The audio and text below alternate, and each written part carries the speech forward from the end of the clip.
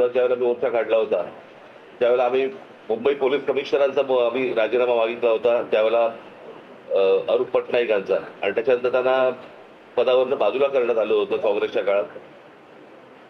मुंबईमध्ये ज्या वेळेला ते कसाब वगैरे सगळे आलं, 26/11चं प्रकरण झालं, त्यावेळेला आर पाटील असं म्हणाले होते की बडे बडे शहरों में छोटी छोटी बातें होती रहती आहेत.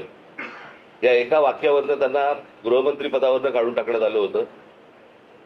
आणि साधारणपणे पदाची ज्यावेळेला तुम्ही जबाबदारी घेता त्यावेळेला पदामधनं आलेल्या अपयशाची देखील जबाबदारी ही तुम्हीच घेतली पाहिजे, हीच खरी तर मागणी आहे. आणि हीच मागणी होती त्या मुलांची की हे काय पहिल्यांदा नीटचे पेपर कुठले नव्हते. ही मला असं वाटतं तिसरी वेळ आहे. नीट परीक्षा ज्या वेळेला आणल्या त्याच वेळेला आम्ही विरोध केला होता त्या गोष्टीला की असल्या केंद्रीय पद्धतीने तुम्ही या परीक्षा घेऊ नका. पण ते सत्ताच एवढी होती की त्यावेळेला कोणाला ऐकायची त्याची तयारी नव्हती, आजही नाहीये. आणि आज प्रश्न असा आहे की आज राजीनामा धर्मेंद्र प्रधानांचा मागायला सुरुवात झाली होती, परंतु आता प्रश्न असा आहे की ज्या प्रकारे मुलांना मारलं गेलंय, आता हा प्रश्न प्रधानांपुरता मर्यादित न राहता पंतप्रधानांपुरता पुढे गेलेला आहे. आणि त्याच्यामुळे गृह खातं आणि आज पंतप्रधानांनी आज काहीतरी ट्विट केलंय, पण त्या ट्विटला काही अर्थच नाहीये. खरं तर ह्या लोकांना बोलवून जर समजा त्यांच्याशी चर्चा केली असती आणि तो विषय जर नीट समजून घेतला असता तर एवढं प्रकरण पण झालं नसतं. पण मला काही समजतच नाहीये की या सगळ्या गोष्टींचा एक सरकारी सत्तेचा जो उद्दामपणा जो आहे हा कशासाठी आहे.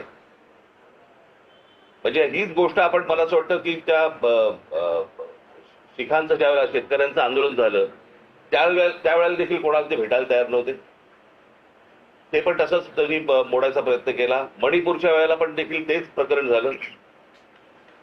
आता अनेक आंदोलनं ज्या वेळेला होत आहेत, आज ग्रामीण महाराष्ट्रामध्ये अनेक आदिवासींची आंदोलनं होत आहेत, तिकडे लक्ष द्यायला वेळ नाहीये. म्हणजे कसला ही कुठली सत्ता आणि हा कुठला सत्य समाज. ती मुलं असं काय मागत होती. बरं, नीटची परीक्षा द्यायला किती कष्ट असतात, किती त्रास त्यांना असतो हे त्या मुलांना विचारायचा. माझा एक जुना व्हिडिओ तुम्हाला आठवत असाल, आता मी कुठेतरी तो व्हायरल होता दिसतो की ज्यावेळेला मी पंतप्रधानांशी मी बोललो होतो नीटच्या परीक्षेबद्दलच, आणि मी त्यांना त्यावेळेला सांगितलं होतं आज शेतकरी आत्महत्या करतायत, उद्या हे विद्यार्थी आत्महत्या करतील, आणि तेच झालं. आज ही मुलं आत्महत्या करतायत. आणि त्यांचा सगळा जो राग आहे आज त्या विद्यार्थ्यांबरोबर इतरही लोक आज या आंदोलनामध्ये आज आलेले आहेत. आणि मला असं वाटतं की हा एकूणच सिस्टीमच्या विरोधातला राग आहे. ज्या प्रकारे आज देशामध्ये गोष्टी सुरू आहेत त्याच्याबद्दलचा राग आहे, आणि तो राग सगळेजण व्यक्त करतायत. आज प्रत्येक घरामध्ये ज्यांची मुलं नीट परीक्षेला बसलेली नाहीयेत त्या आयांना आणि वडिलांना देखील त्याला पण त्रास होतोय हे सगळं बघून.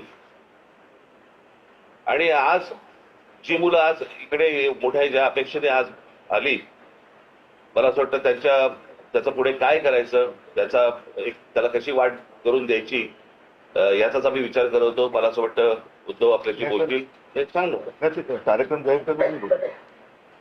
आणि त्याच्यामुळे आम्ही 26 तारखेला आम्ही एक शक्ती प्रदर्शन मोर्चा म्हणा, शक्ती प्रदर्शन म्हणा किंवा काही म्हणा, या मुलांना घेऊन करायचं आम्ही ठरवलेलं आहे. की मुंबईसारख्या एका महत्वाच्या, सर्वात महत्वाच्या देशातल्या शहरामध्ये देखील ही सगळी मुलं आणि सगळेजण पालक हे एकत्र येत आहेत आणि आपला राग रोष व्यक्त करतायत, हे मला असं वाटतं केंद्राला देखील कळणं गरजेचं आहे. आणि त्याच्यासाठी म्हणून आम्ही येत्या 26 तारखेला रविवारी येत्या 26 तारखेला आम्ही हा मोर्चा आम्ही काढत आहोत. हा मोर्चा निघेल शिवाजी पार्क शिवतीर्थावरून हा निघेल आणि हा मोर्चा जाईल सिद्धिविनायकाच्या इकडे. तिथे जाऊन आम्ही देवाला साकडं घालणार आहोत की या सरकारला सुबुद्धी देव, आणि याच्यासाठी म्हणून तिकडे आम्ही त्याची सांगता करणार आहोत. आणि हा आत्ताचा आमचा कार्यक्रम आहे. मला वाटतं पुढे मी कालच दिल्लीला जाऊन आलो, माझ्या आधी अमित पण जाऊन आला. आपल्या माध्यमातून ही दृश्य संपूर्ण जग पाहत आहे. एक गोष्ट नक्की की हा विषय केवळ नीटच्या परीक्षेपुरता मर्यादित नाहीये. कारण ज्या वेळेला मी गेलो, माझ्यासोबत संजय राऊत होते,